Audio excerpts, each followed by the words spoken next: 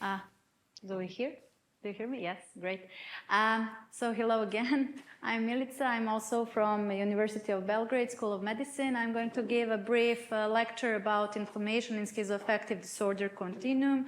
So first I'm going to discuss briefly about, does this work? Sorry, it's on, okay. So briefly about schizoaffective disorders, then to go through about neuroinflammation, connection between neuroinflammation and schizoaffective disorders continuum, and where do we stand with anti-inflammatory treatment in these disorders, and where are we actually at this moment with this disease. So just briefly, I'm not going to repeat what my colleague already said, but I just want to mention that this is really rare disorder with life prevalence of 0.3%, and however it is a complex mental disorder and it is hybrid disorder combining schizophrenia and mood disorders, so patients will have symptoms, psychotic symptoms together with mood-related symptoms. And this disorder is categorized in subtypes by the dominant mood component, so it can be either bipolar type, combining psychotic symptoms together with mania and depression, and depressive type, which is psychotic symptoms together with depression. The severity of the disorder vary greatly among individuals who are affected. So one may have mild symptoms with a good response to the therapy and really fulfilling life. However, others may have really severe disorder with non-stop symptoms and not so good response to the treatment.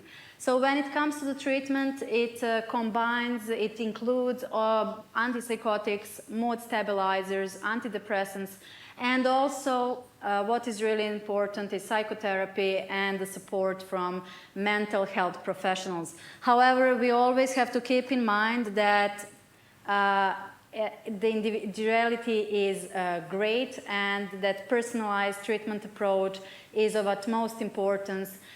So it is really important to address the unique experience of each person with schizoaffective disorder. When we talk about inflammation in the brain, it is referred as neuroinflammation. So it can either comes from the periphery, so if there is some kind of leakage or blood-brain barrier disruption, immune cells together with cytokines, chemokines could enter the brain and trigger the inflammation, or inflammation may be triggered in the brain per se by some kind of trauma, infection, oxidative stress, as we heard, and by that the cells in the brain, microglia, astrocytes, oligodendroglia are becoming activated and expressing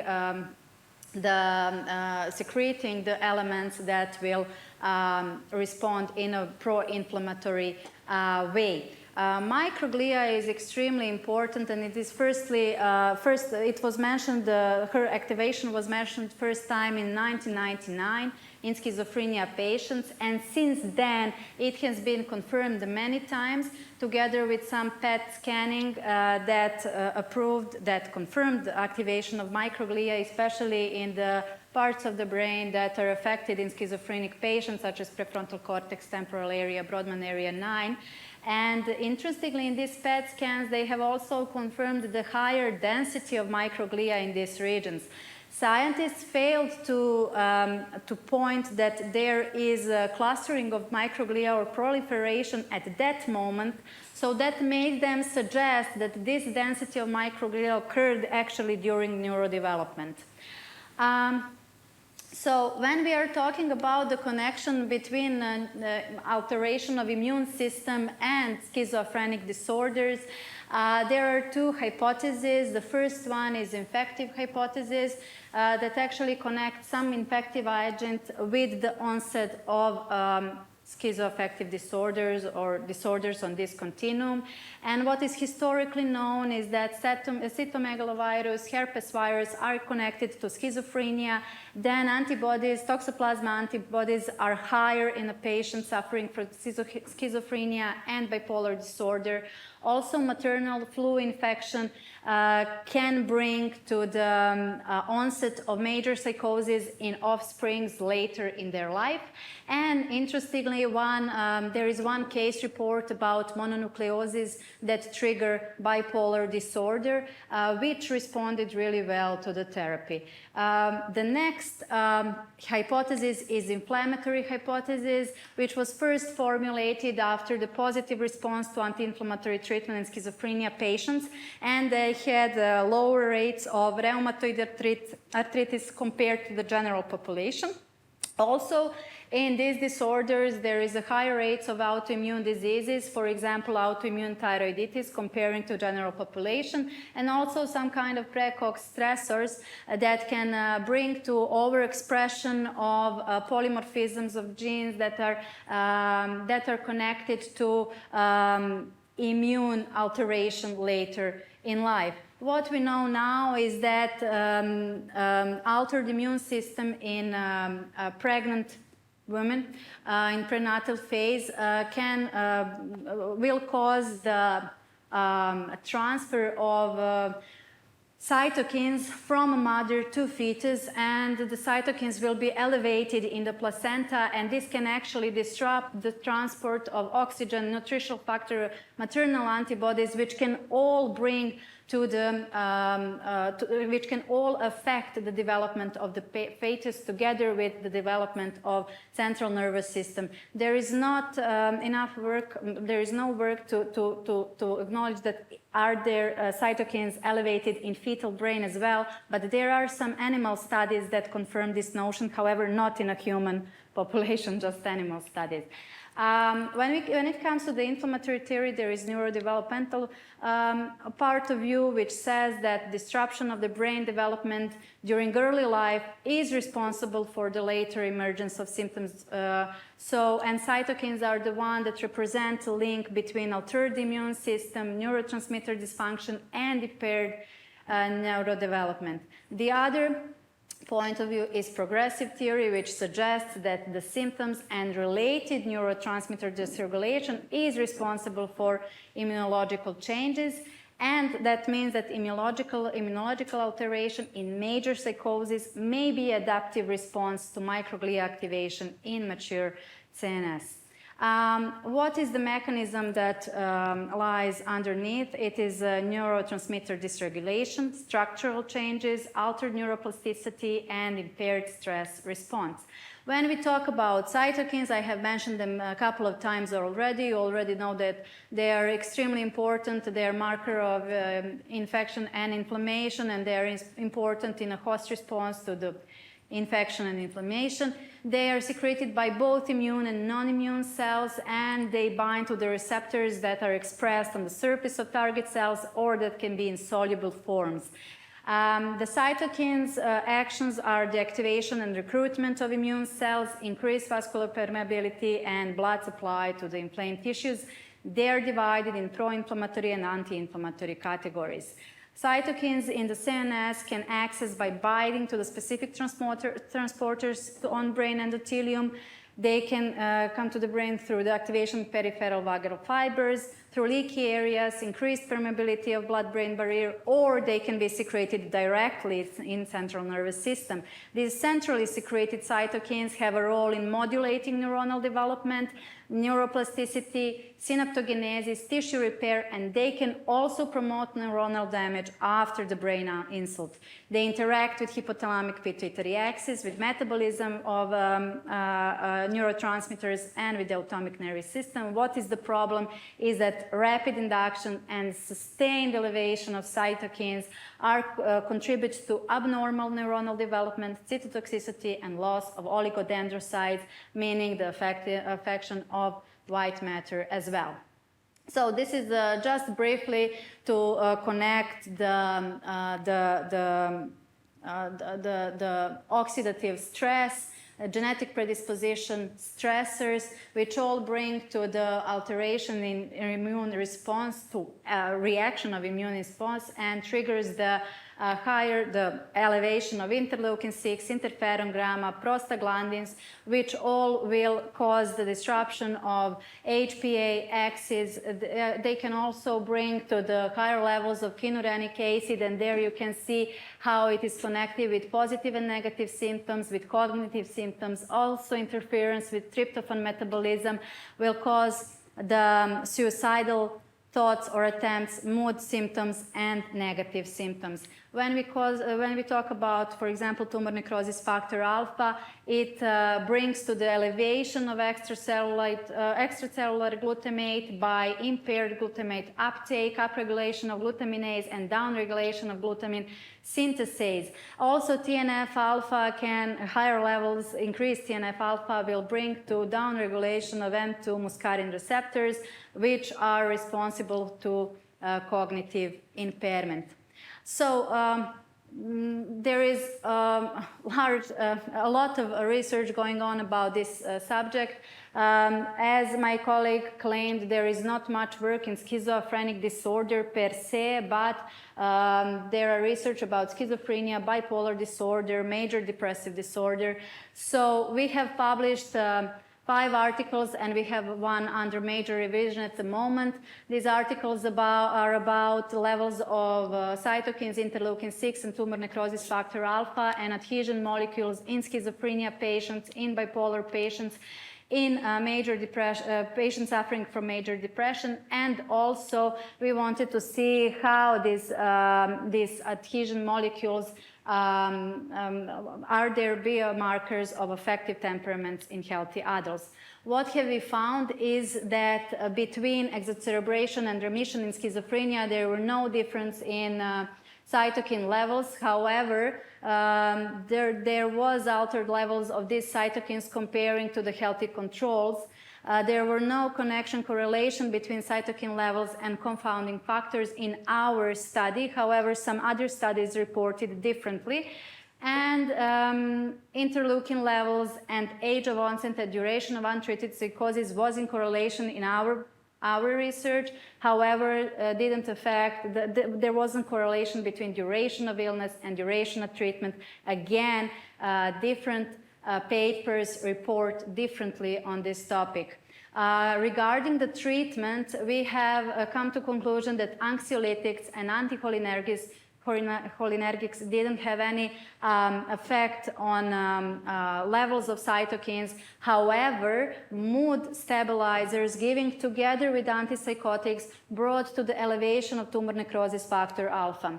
When it comes to the adhesion molecules, with the S-ICA molecule, we had stage difference, meaning that it was normal in comparing to the controls. So there was no difference in early stages of schizophrenia. However, in later stages, it was upregulated. The higher rates of ICA-1 was in correlation with pronounced cognitive deficit and with excitement symptoms, and lower levels of ICA-1 was in connection with favorable characteristics of treatment application in both stages of schizophrenia. When it comes to ICA-1, levels were decreased in both stages of schizophrenia, and it was in no correlation with the psychopathology of the disease and treatments. This is the paper from 2022 who summarized all the markers of schizophrenia that were studied so far. So not just immunological inflammatory markers, but also genetic markers, microbiome markers, neurotransmitters, peripheral proteins, and so on. However, I just wanted you to see that there are vast studies going on, and there is a lot of meta-analysis, and this publication included not only the reported statistics, but also some data that are still not published. And you may see here that interleukin-6, 8, CRP, and so forth are recognized as the biomarkers of risk of stage of depression, of severity of, not depression, schizophrenia, and so on and so forth. Regarding our findings with major depression disorder, we actually wanted to see the immune patterns in major depression disorder subtypes, meaning the melancholic and atypical depression. And what we have found is that interleukin levels were increased in both subtypes. However, significantly higher levels were seen only in melancholic patients, while tumor necrosis factor alpha were lower and significantly lower in atypical patients. Clinical parameters and cytokine levels related only to atypical depression, and lifetime duration of antidepressant treatment correlated with interleukin-6 levels in both MDD subtypes, irrespective of the drug class used.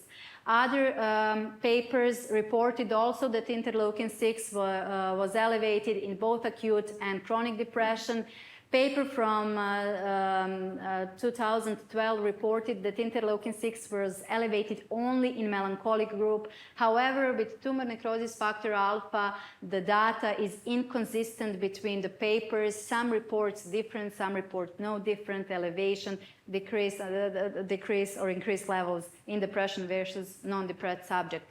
However, there is some conclusion that interleukin-6 could be the state marker of the depression, while correlation between TNF-alpha and interleukin-6 could be the trait marker of the depression.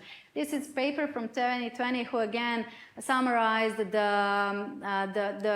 research done so far, and this is all the, not all, but some of the cytokines that were researched, investigated, and you may see that not all papers agree about the way that these cytokines are affected in illness in a way.